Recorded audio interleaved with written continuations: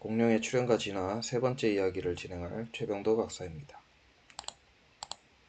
오늘은 몇 가지 이야기를 다뤄볼 건데요. 그 중에 먼저 공룡 알과 부화 습성에 대해서 알아보는 시간을 잠깐 가지도록 하겠습니다. 일단 공룡 알에는 몇 가지 형태가 있는데요. 육식 공룡 알은 긴 타원형의 형태가 많이 있는 편입니다. 그리고 초식 공룡은 대체로 둥근 원형의 알을 낳고요. 우리나라에서 발견된 가장 큰 공룡알이 이제 전라남도 신안 아패도에 있는 공룡알인데 그 알 같은 경우도 타원형의 형태를 하고 있습니다. 둥지 크기가 한 2, 3m 되고 알도 한 40cm가 넘는데 이 타원형 알의 주인공은 아마도 이제 오비랍토사우루스류에 속하는 공룡으로 생각이 됩니다. 자, 그러면 한 가지 의문점이 있는데요. 공룡은 과연 악어처럼 좋은 엄마였을까요? 악어는 새끼들이 알에서 깨어나고도 계속 데리고 다니죠. 보호하면서. 그러나 이제 바다거북 같은 경우는 알을 낳은 후에 그냥 가버립니다. 그럼 악어 같은 엄마였을까요? 바다거북 같은 엄마였을까요? 어, 이제 공룡은 대체적으로 최근의 연구 결과들을 종합해 봤을 때 아주 좋은 엄마 혹은 아빠였을 것으로 생각이 됩니다. 가장 대표적인 화석이 이제 마이아사우라라고 하는 공룡입니다. 마이아사우라의 이제 화석과 알 둥지 이런 것들이 미국에서 대규모로 발굴이 되었는데요. 여기서 보면 이 화석을 보게 되면 새끼들이 성장 단계에 따라 쭉 같이 함께 있고 성체 즉 이제 어른이 된 공룡들 화석들도 한 곳에 모여 있었습니다. 그리고 집단으로 산란을 했던 증거들이 화석으로 같이 발견이 되었습니다. 이를 통해서 마이아사우라가 어, 이제 그냥 알을 낳고 가버리는 냉혹한 엄마가 아니라 육아를 헌신적으로 했던 동물이었음이 밝혀졌고요. 이러한 이제 흔적들을 통해서 공룡의 육아에 대한 생각이 완전히 바뀌게 되었습니다. 즉 아주 좋은 엄마였던 거죠. 다시 말해서 아까 이제 신안 아페도에서 발견된 공룡 알이 이제 오비랍토르와 친척인 공룡일 것으로 생각이 된다고 말씀드렸는데요. 오비랍토르라는 이름은 알 도둑이란 뜻입니다. 그래서 이제 아마 알을 이제 남의 알을 잡아다가 먹고 막 이랬을 것으로 생각이 되는 공룡인데 실은 오비랍토르에 속하는 공룡들은 상당히 좋은 엄마였습니다. 지금 왼쪽 사진을 보시면 이제 모래 폭풍으로부터 알을 보호하기 위해서 이렇게 품고 있다가 그대로 모래에 덮여서 죽어 화석이 된 오비랍토르 류에 속하는 공룡 화석이 보이는데요. 이를 통해서 역시 육식 공룡인 육식 공룡들도 초식 공룡만큼 아주 좋은 엄마였음을 밝혀낼 수 있었습니다. 참고로 이 화석은 이제 몽골 고비 사막의 이제 후기 백악기 지층에서 발견되었습니다.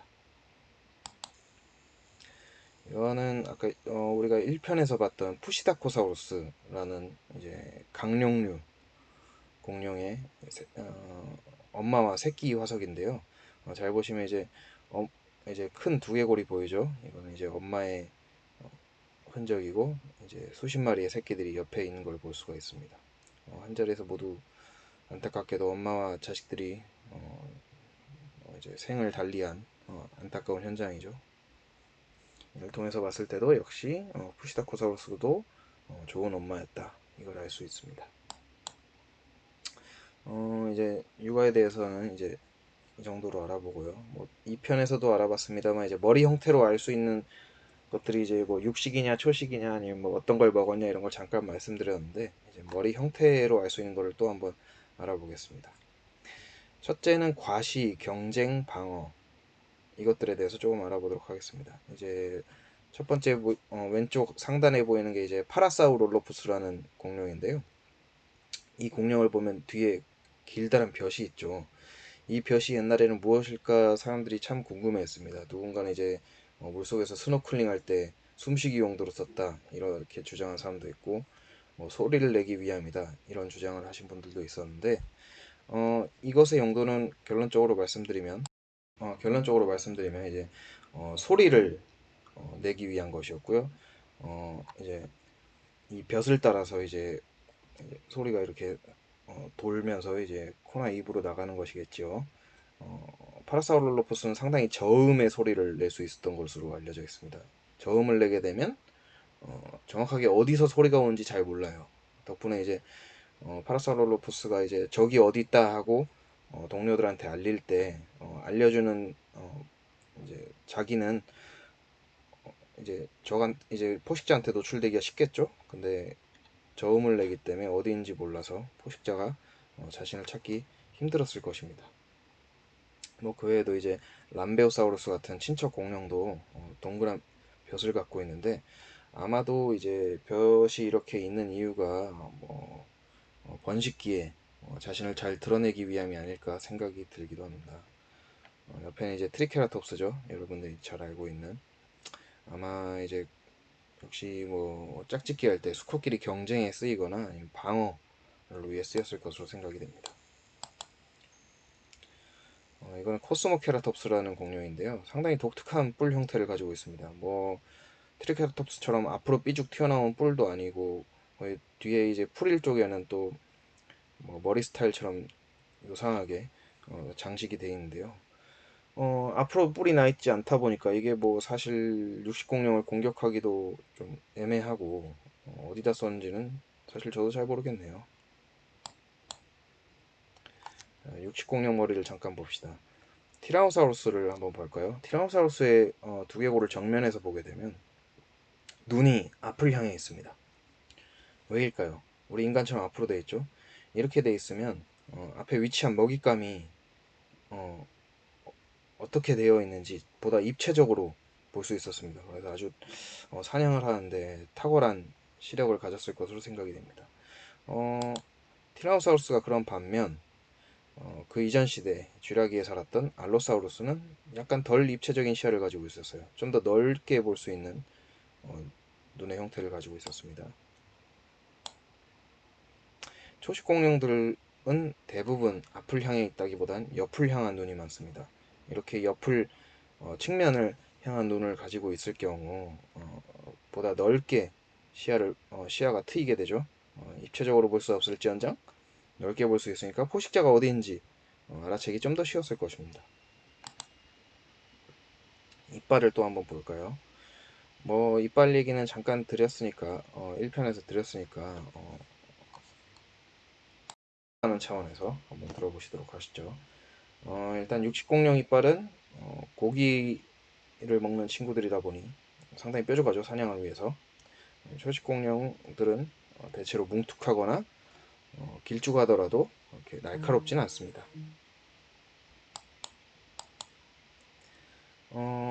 앞서 말씀드린 바와 같이 초식공룡들 중에 이제 용각류, 즉 목긴 공룡들은 저 연필 같은 이빨로 나뭇잎을 그냥 긁어 모으는 역할을 했습니다. 그 다음에 소화는 이제 내장으로 가서 위석을 통해서 했습니다.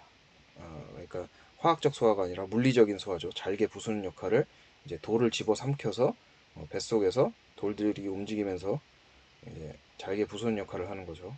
이 역할을 통해서 소화를 했었고요.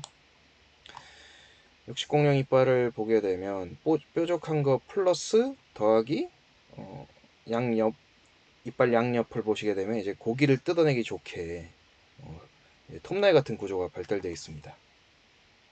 이제 돈가스를 먹거나 스테이크를 먹을 때 보면 이제 써는 칼날을 자세히 보세요. 그 자세히 보시면 칼의 이제 안쪽 면에 이렇게 톱니 모양이 잘 되어 있습니다. 고기를 잘 썰도록 그거와 유사한 원리라고 보시면 되겠어요. 이제 여러 공룡들의 이빨 형태입니다.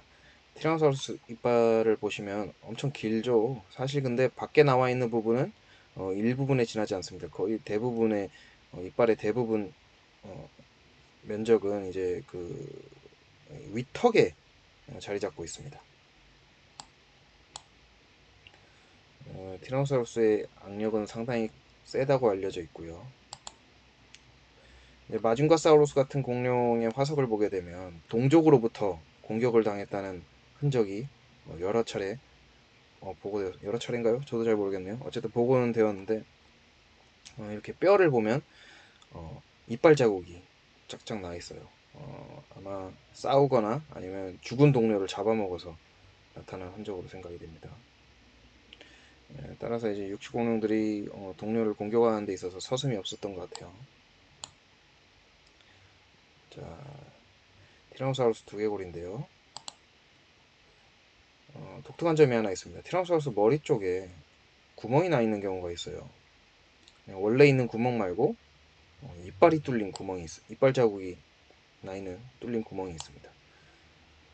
이런 걸 봤을 때 아마 티라노사우루스도 동족을 공격했던 것으로 생각이 되고요. 초식공룡이야 당연히 이제 흔적이 있겠죠. 초식공룡 뼈를 보면 이렇게 육식공룡이 물어서 뜯긴 흔적이 뼈에 잘 남아 있습니다. 어떤 공룡 같은 경우에는 물어서 뜯겼는데 잘 도망가서 이 상처가 아물고 몇 년을 더 산 경우도 있습니다. 그런 걸 이제 뼈에 이제 그 화석에 남은 이제 암은 흔적이나 이런 걸 통해서 알 수가 있습니다. 우리나라 이제 부경고사우루스라고 알려진 경남 하동에서 발견된 백악기 초식공룡인데요. 이 공룡 같은 경우는 뭐 이제 죽은 뒤에 육식공룡이 이렇게 긁어먹은 흔적이 발견되기도 했습니다.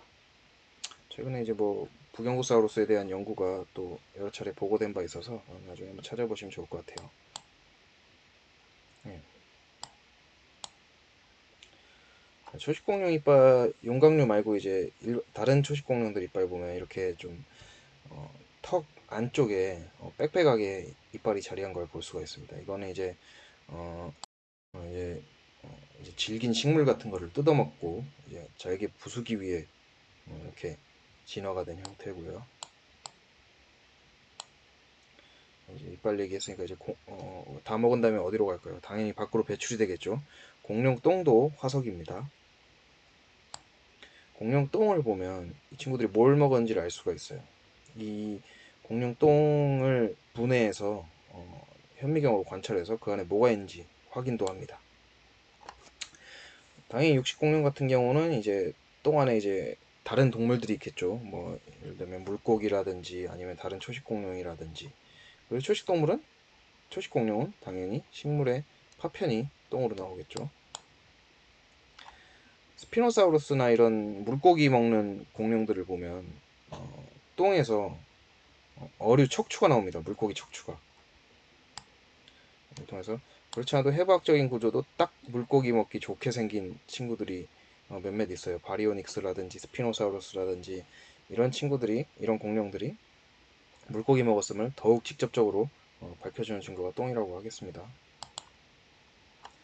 아까 말씀드렸다시피 이제 똥 안에 뭐가 들었나 이제 분해해서 현미경으로 관찰도 하는데요. 매우 다양한 내용물이 확인이 되었습니다. 뭐 동물 같은 경우에 이제 해면 동물, 아니면 이제 개영충이라 불리는 이제 갑각류, 조그만 한 1에서 2mm 정도 되는 갑각류가 똥에서 발견이 됐고, 또 식물 같은 경우에는 규조, 윤조 같은 이제 아주 작은 식물성 이제 이제 플랑크톤 혹은 이제 식물의 이제 씨앗 같은 것들이 발견이 됐습니다. 근데 이게 다 일부러 잡아먹을 수 있는 것들이 아니거든요. 사실 개영충이나 규조, 윤조 같은 건. 그래서 이제 물 먹다가 같이 들어간 것 같아요. 내장 속으로. 아니면 이제 진흙 같은 거에 붙어 있는 식물 뜯어 먹다가 이제 같이 딸려온 경우도 있을 테고요. 자, 그리고 초식공룡 똥에서 이제 달팽이가 발견된 경우가 있습니다.